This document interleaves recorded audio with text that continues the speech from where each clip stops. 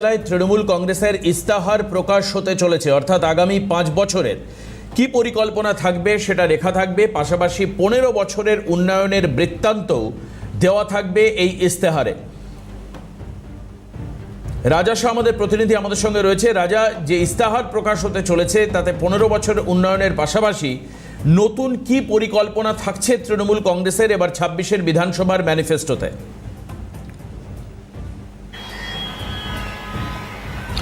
দেখো, তোমাকে বলেছি আজ বিকেলেই মমতা বন্দ্যোপাধ্যায় কালীঘাটের বাসভবন থেকে তিনি এই ইস্তাহার প্রকাশ করবেন বলে আমরা এখনো পর্যন্ত দলীয় সূত্রে জানতে পারছি। সম্ভাব্য প্রতিশ্রুতি কি কি থাকতে পারে আমরা এখনো পর্যন্ত সূত্র মারফত যেটা জানতে পারছি তা হলো মহিলাদের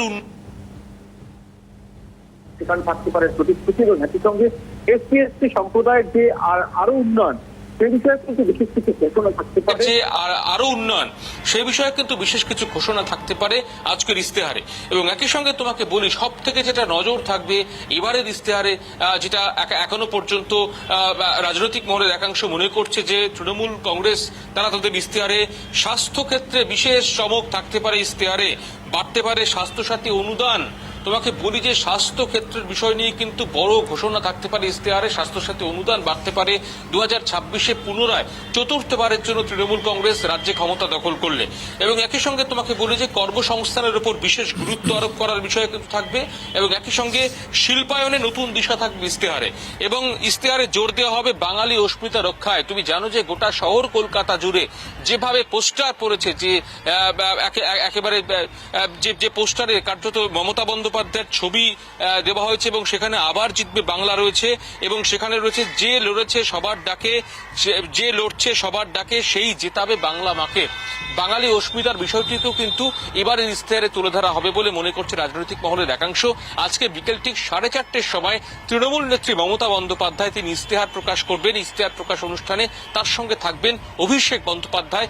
কালীঘাটের বাসভবন থেকে ইস্তেহার প্রকাশিত হবে। কর্মসংস্থানের পাশাপাশি স্বাস্থ্য ক্ষেত্রের উপর কিন্তু বিশেষ গুরুত্ব, বিশেষ নজর দেওয়া হতে পারে এবারের ইস্তেহারে বলে মনে করছে রাজনৈতিক মহলের একাংশ। দেবাশিস, কারা উপস্থিত থাকবেন?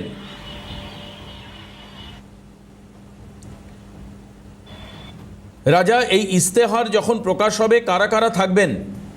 উপস্থিত থাকেন একেবারেই তোমাকে সে বিষয়ে গুরুত্ব আরোপ করছি, তা হলো যে মূলত রাজ্য সভাপতি সুব্রত বক্সী, তৃণমূল কংগ্রেসের চেয়ারপারসন মমতা বন্দ্যোপাধ্যায়, এবং একই সঙ্গে তোমাকে বলি তৃণমূল কংগ্রেস সর্বভারতীয় সাধারণ সম্পাদক অভিষেক বন্দ্যোপাধ্যায়, এই 3 নেতৃত্ব আজকে ইস্তেহার প্রকাশ অনুষ্ঠানে উপস্থিত থাকবেন বলে আমরা জানতে পারছি।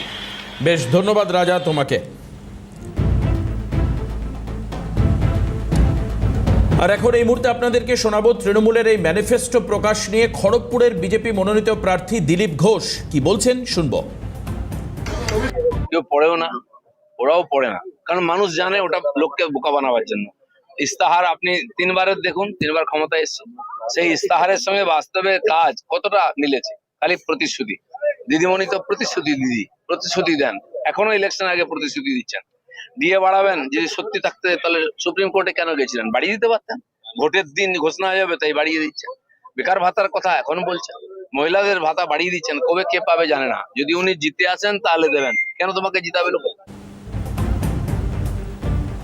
আমরা দেখতে পাচ্ছি যে ছবি আজকে আসছে সেটা হচ্ছে তৃণমূল কংগ্রেসের আজ বিকেল বেলায় ইস্তেহার প্রকাশিত হবে। 291 জনের প্রার্থী তালিকা ঘোষণার পর ইস্তেহার অত্যন্তই গুরুত্বপূর্ণ, যেখানে 15 বছরের পরিকল্পনা প্রণয়ন যেরকম থাকবে, পাশাপাশি আগামী 5 বছরের কি রূপরেখায় তৃণমূল চলতে চাইছে, কোন কোন পরিকল্পনা এবং উন্নয়নের দিকে তৃণমূল যাচ্ছে সেই বিষয়ে উল্লেখ থাকবে। যদিও দিলীপ ঘোষ বলছেন এই ম্যানিফেস্টো কেউ পড়ে না, কারণ তারা জানে যে তৃণমূল যা বলবে সেটা কাজে কলমে হবে না, সেই কারণের জন্য কেউ ইস্তেহার পড়ে না।